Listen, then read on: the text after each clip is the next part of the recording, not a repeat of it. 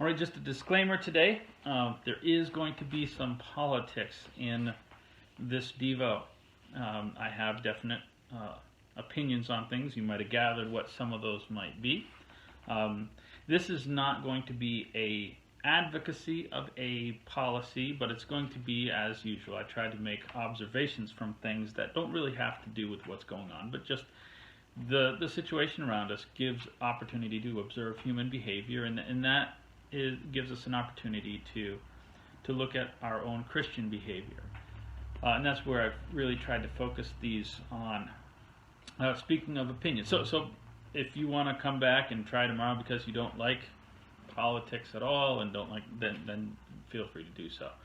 But don't be afraid. I'm not going to make any type of a political point for one side or another side or what have you. And I'll even get into why or why not. But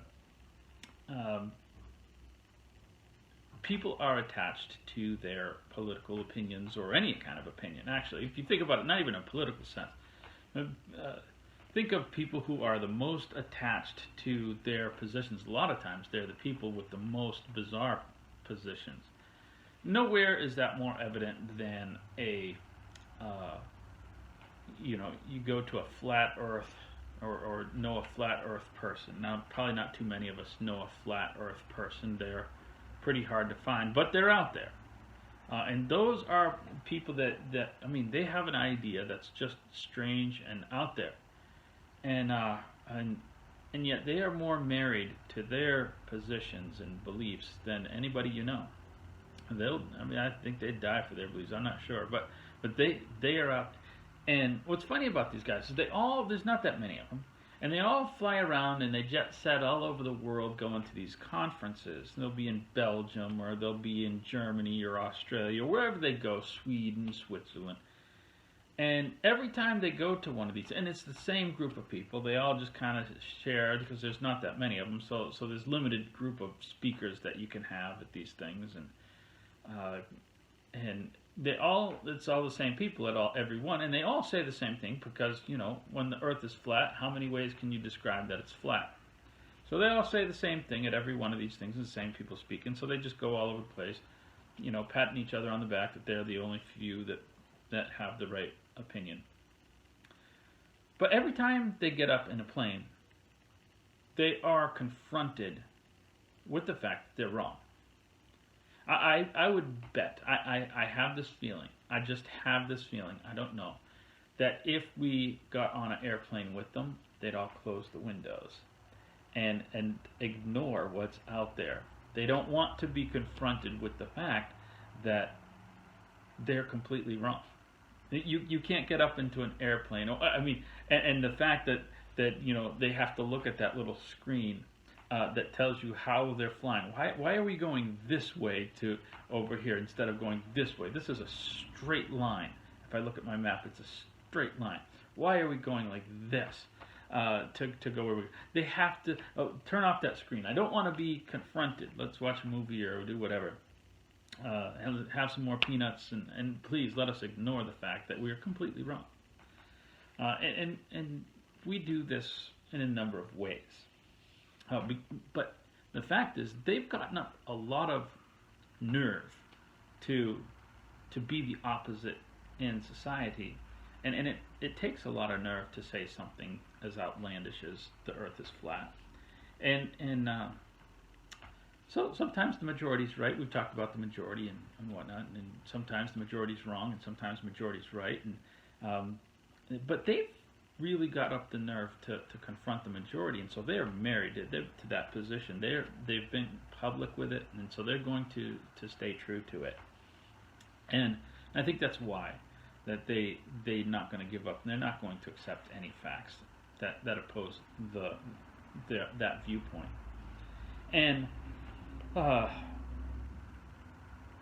it's just an emotional investment.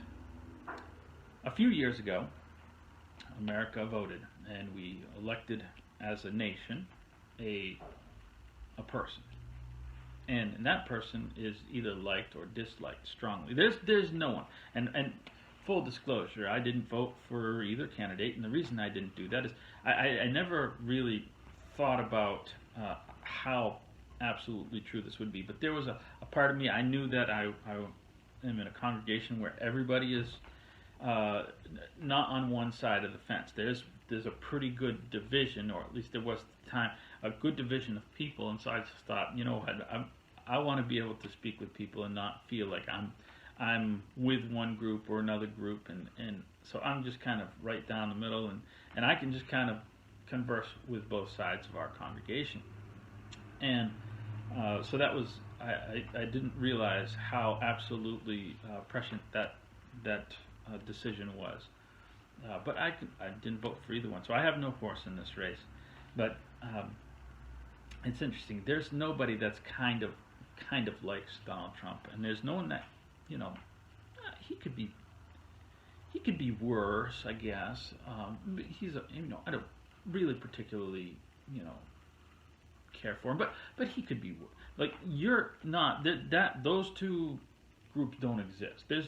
Here's the line, and the line that's, or the groups that it would be right on that line doesn't exist. You're off of the screen one way or the other. You're either all in or all out, and that hasn't changed. The identity of those two groups hasn't changed much, despite the fact that he's been different than a lot of people expected on both sides. And I think looking at it the last couple of weeks has kind of been interesting since all this has gone on, because whether you like him or hate him, Donald Trump has done things that look very similar to Barack Obama and Bernie Sanders. I know it's kind of crazy, but you think of some of the things that he's done and pushed for. One of the things, we've talked about a stimulus package. Well, that's something that in the first 2 years of his presidency, Barack Obama did. Was a major. In fact, this spending stimulus makes that one look like someone emptying out their pocket change. This is huge, and they're pushing for another one. Well, so there's that. So here's another one. We've determined, and a lot of these policies that are being put in place and happening really aren't being done by elected officials at all. They're being done by unelected bureaucrats. In some cases, the decisions that they're making, they have no background expertise in. They're doctors, and that's wonderful. They're doctors, but they have no understanding of economics. They have no understanding of a lot of things. And we're saying, make our public policy. Well, that's what the other side of the aisle does. Now, here's where, and so that's as far as I'm going to venture into politics. If you've been with me so far, we're going to back off of the politics. This is just observation. And the reason I state those things is because, given that dramatic departing from the way things have been done under this president, you would think that there would be a tremendous amount of people who didn't like him prior that go, wow, this guy is great. He is a Democrat. He's echoing Bernie Sanders. But you can't hear that.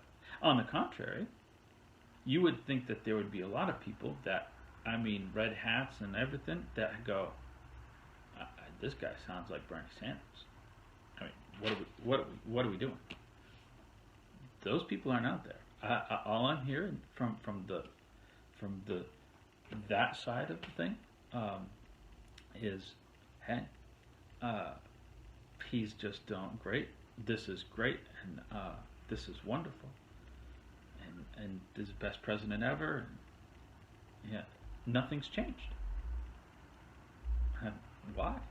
And it's because people are married to the things that they've stated publicly, be it on Facebook or in conversations, whatever it is we've attached ourselves emotionally to.